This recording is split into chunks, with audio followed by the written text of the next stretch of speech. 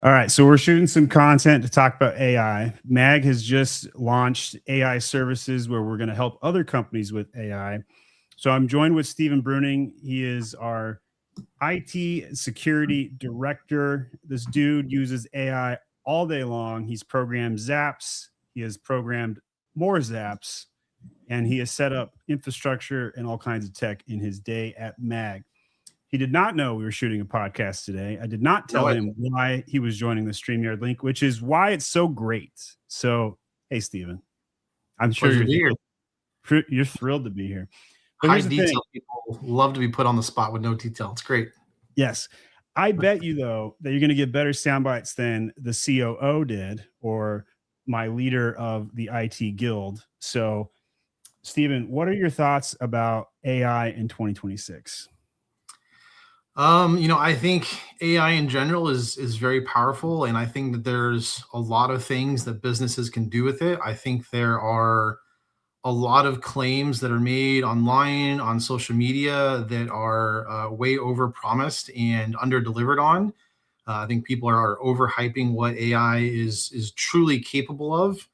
I think most people underestimate the amount of training and guardrails that AI needs to truly be helpful and useful.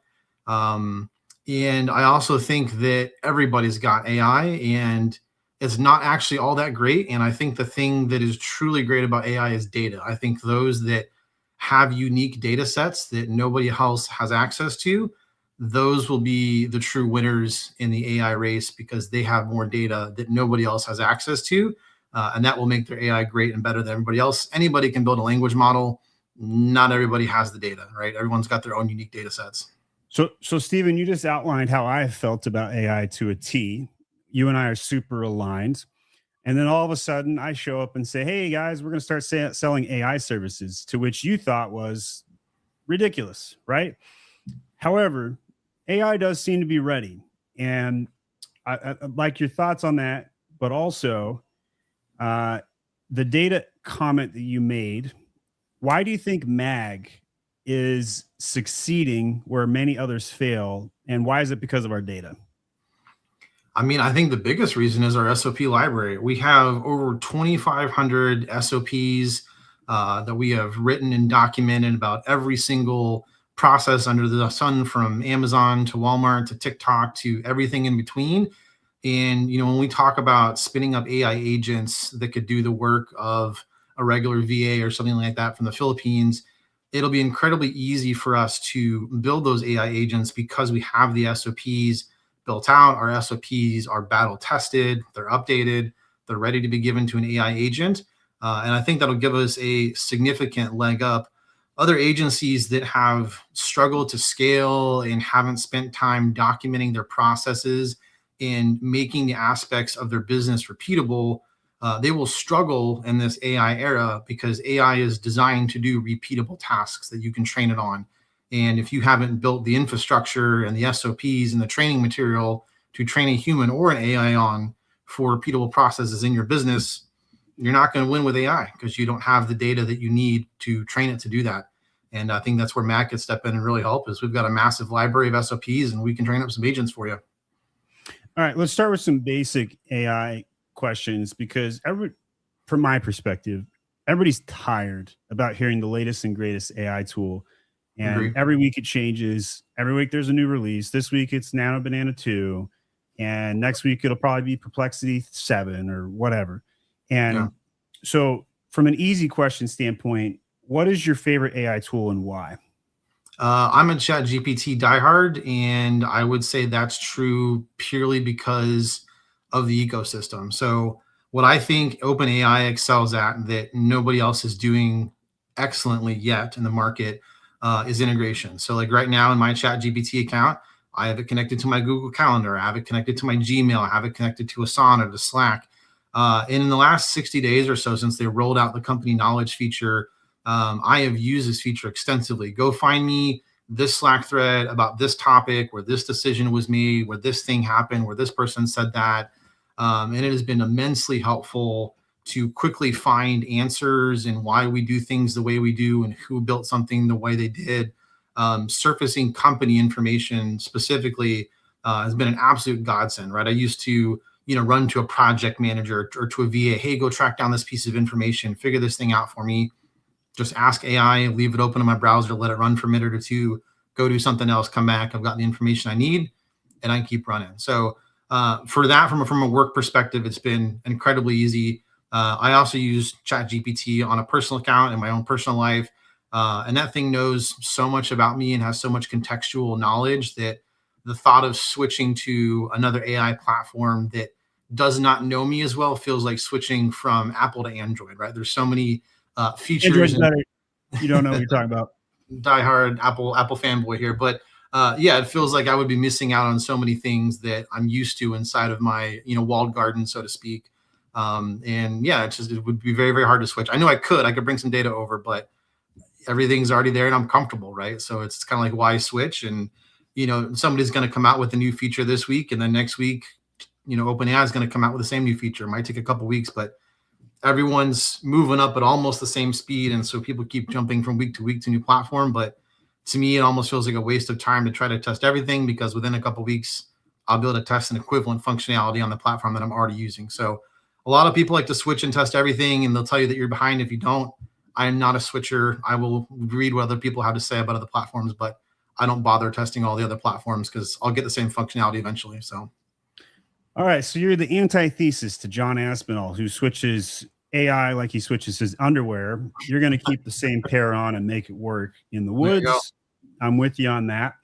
I have been in perplexity mostly myself, and that's because I like the internet data more than I like the internal data, and perplexity does seem to accelerate at that.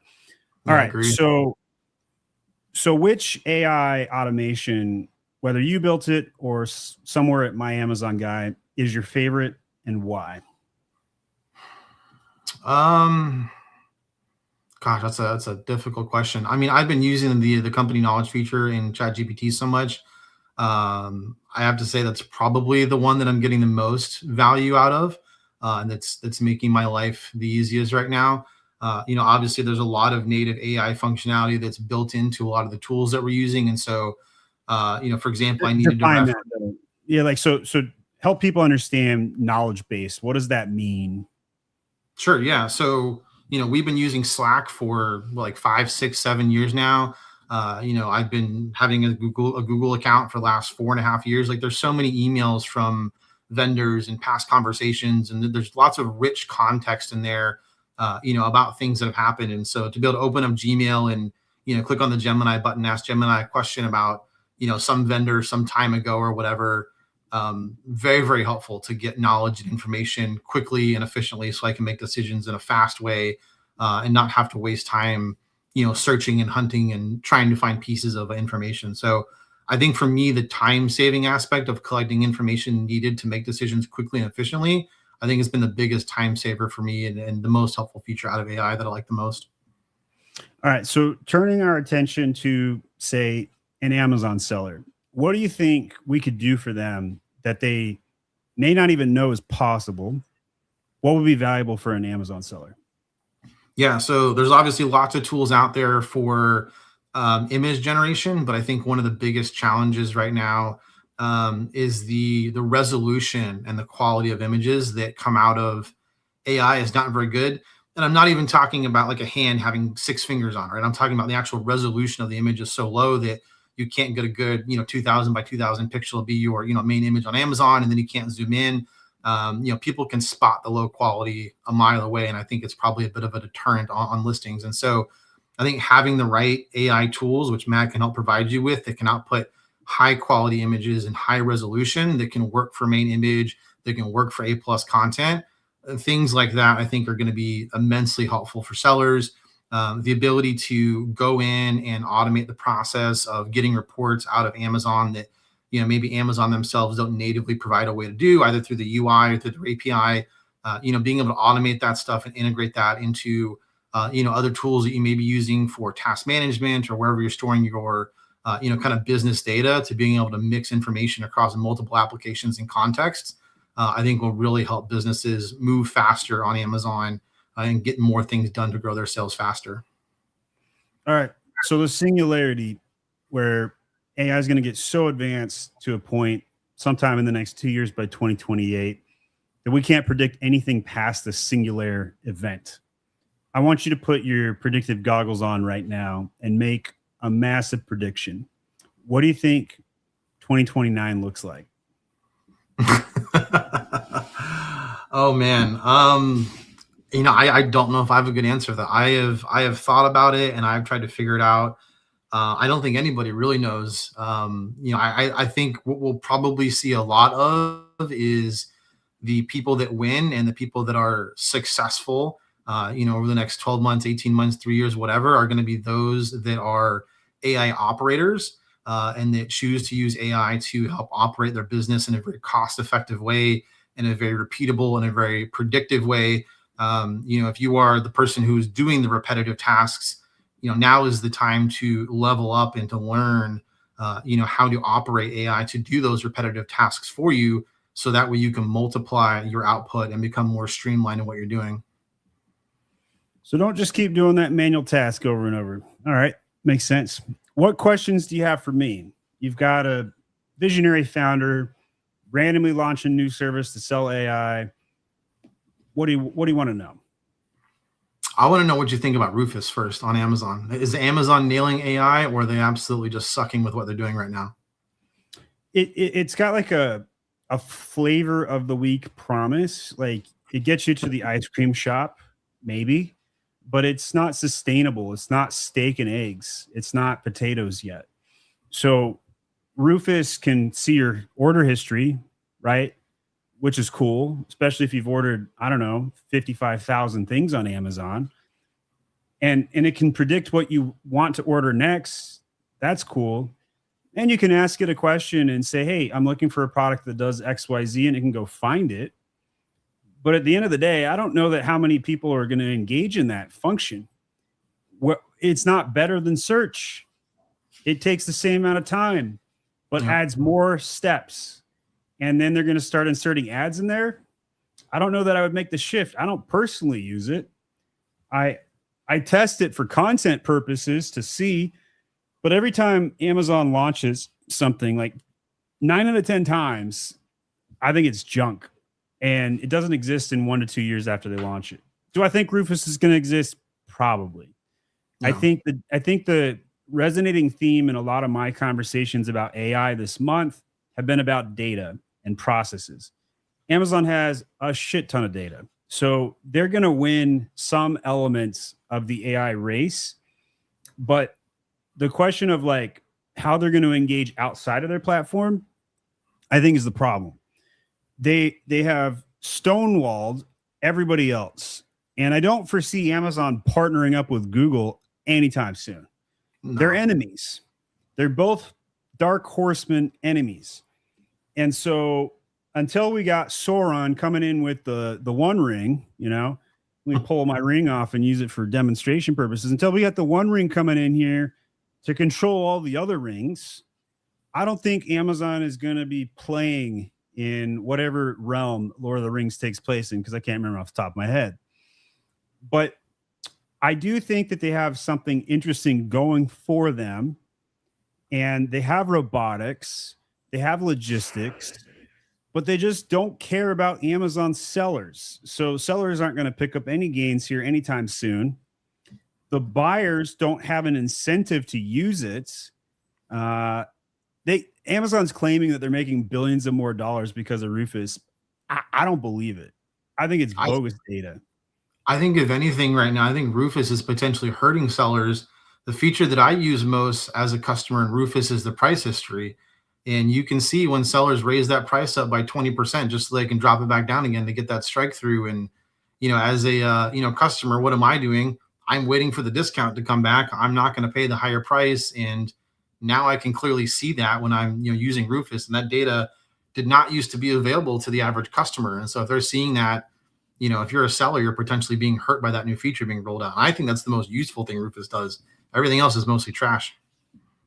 And I'll be honest, I don't even think price history is a Rufus feature. Clearly it says Rufus at the top here, but like, that's not AI. That's like table stakes. right? Like Yeah. that's just okay. I can go back to February and see that, okay, this is the lowest this item has been. That makes me more likely to purchase it. But that's not camel levels where I could get a notification when it reaches a price point. Like, why hasn't Amazon done that? You actually can. You can set up price notifications on Amazon. I don't know if you can do it on desktop, but you can do it on the mobile app. If you tell, hey, give me a price alert, you can set it up through Rufus. Today I learned, this is why I'm doing content, because I learned while I do content. So let's see if Rufus can do this on desktop. Yes, it can. All right, current price is $17.99. Set alert for boom. So yes, it can. I did not know that. That probably deserves its own video because that's super helpful. There's a bunch of like candy and things that fluctuate in price that I would love to know.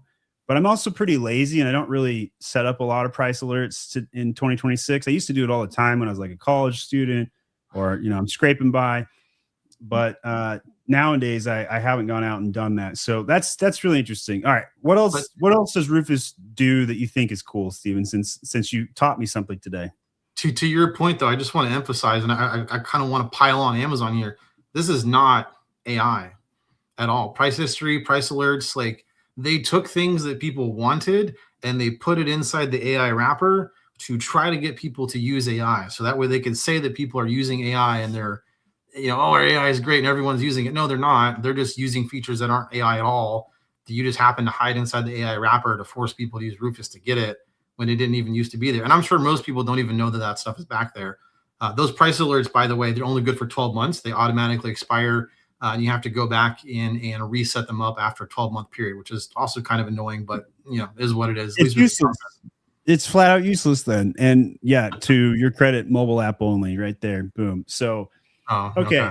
So as a customer, why would I ever want to engage with this? Why would I go through the motion of learning a tool that's half baked, barely has any good features, and the feature that does have only works on mobile? And yeah, so I think it's super lame. I think it's really, really lame. I'll tell you, the only reason that I've ever used Rufus to search is when I wanted Chat GPT to search, and Chat GPT is not allowed to scrape information off of Amazon because Amazon's got all their policies set up right on the website. So it's not because I want to and not because it's good, but only because I have to. It's like going to McDonald's because it's the only restaurant for 50 miles and you would rather eat trash than starve. Sometimes when I go to Amazon, I'm willing to eat trash so I don't die. That's how I feel. Okay, I took my kids to Wendy's the other day, not because I wanted to, but because they asked to go there. And my oldest was telling me that he's tired of eating, at our favorite restaurants like Chick-fil-A. And Stephen Bruning used to work at Chick-fil-A. I did. And it's my pleasure, right? You know the culture, the branding. Some people might criticize Chick-fil-A's food. I'm not one of them, but some people might. But there's a premium you pay to eat at Chick-fil-A. Okay. Oh, yeah. And that premium is somewhere between 25 to 40% more than, say, a Wendy's. Yep. And when I went to Wendy's, I used the kiosk, right? I'd never used a kiosk at a fast food joint before, ever, right? But I didn't even think twice about it because my childhood memories and trauma were coming out as I entered this building about how every time I ordered at Wendy's, they would always mess my order up. So I thought to myself, if I just use the kiosk, they can't possibly write it down wrong. Well, it went into the system okay. And then when they gave my order, there were 3 errors. And I'm thinking to myself, how is this possible? How is this possible? My kids, who are a little observant, they're like, why didn't they give us the honey mustard? I saw you put it in the order, Daddy. And I said to them, because the service at Wendy's is lower. But why, Daddy? Well, you pay less here and they have a different business model. Okay, but Daddy, why are the employees not happy here? They look so sad here. And I'm like, I know, right? But over at Chick-fil-A, they look super happy. Did you know that they pay them twice as much over there? Oh, I didn't know that. And did you know, kids, that they charge us 30 to 40% more over there? No, I didn't know that. But why is the food not good here? And I said, I warned you. I warned you it wouldn't be as good, but because you wanted to explore something different to know how good you've got it, we went here. I did the same thing in Disney World, by the way. I bought the premiere passes, which for those that don't know, that allows you to skip every line ever. Super expensive, but if time is of the essence, it's a must. And I had 5 kids, I had 4 of them with me. Anyway, so I buy the premiere pass day 1. We're booking it through Epcot. Day 2, we go to Animal Kingdom. Did I buy the premiere pass day 2? No. Here's why. Day 1, the kids were enthralled with the experience. Day 2, they're starting to get a little, doing kid things. So I thought to myself, I'll make them wait in lines day 2. And I had pre-planned this months in advance. And I make them wait in lines because I knew that when day 3 rolled around and I gave them back the premiere passes, they would be on their best behavior. And and so I thought, okay. And by the way, it worked. So there's some psychology analysis there, and why that relates to the AI conversation is a little hard link here. But the point is that data that went into the Wendy's order was accurate, but the service didn't match it. Mm-hmm. So as MAGai launches, we're going to be customizing some AI delivery to businesses, whether you're an Amazon seller, another competing agency even. We're going to bring some data. We're going to help you get some SOPs in place and then automate it with an agent, maybe help you cut a few roles, and make sure that when the Premier Pass rolls out at your organization, the people appreciate it because they'll see the before and after. All right, I found the tie in there. You like that? Yeah, good. All right, I'm proud of myself. All right, Steven, I invited you here with no notice. Super fun for you. Now you get to ask me questions. What else would you like to know? Yeah, sure. So I would love to know, for the businesses that are not yet using an Amazon agency to help them grow their sales, maybe a little bit smaller, a little bit scrappier, trying to make it on their own, what do they need to be doing in the next 12 to 24 months to win on Amazon? AI is going to continue to grow. People are going to automate more processes to cut cost. If I don't want to get left behind as a seller, if I don't want my cost to keep creeping up, and maybe if I don't want to use an agency, I want to do it on my own, or maybe I want to buy some MAGai services and not full service per se. I just want to automate some stuff.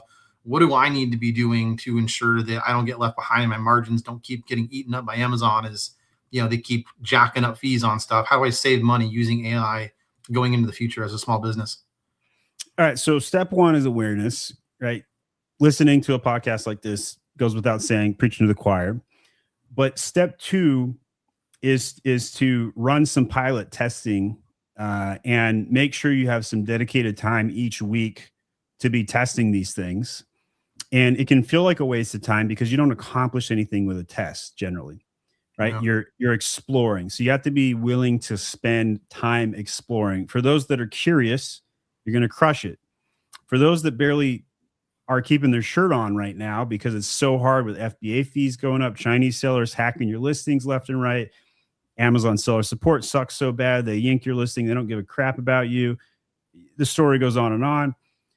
Those are some major challenges right now. So how do you not get left behind? Awareness, start testing and exploring it. And then third, probably most importantly, you got to start documenting your processes. And this is where I think Amazon sellers have done no work, like none.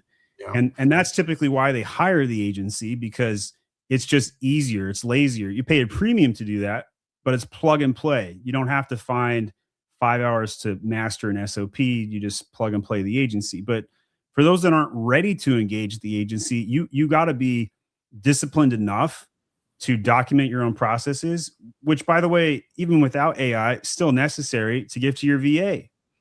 And VAs are basically an AI agents of sorts. They're just slower and, they sleep, right? They're not always working the same hours you were working. And maybe they're working night shift over in the Philippines, which isn't the best, not ideal. We have, 350 employees over in the Philippines, and we deal with all kinds of stressors with that. So that's what I would do. I would create that awareness, a little bit of testing on the agenda, but the documentation process, so we get that data in there, I think is super important. That's good. That's a great game plan for small businesses. Yeah, some people are going to think we like wrote and scripted this stuff out, but we didn't. This is all natural riffing, and I think it's the best content to do it that way. You get some interesting answers. Sometimes I surprise myself. You're like, "Whoa, okay, that was good," or "Well, that one wasn't." But we don't cut it. We leave it as is. It's part of the process.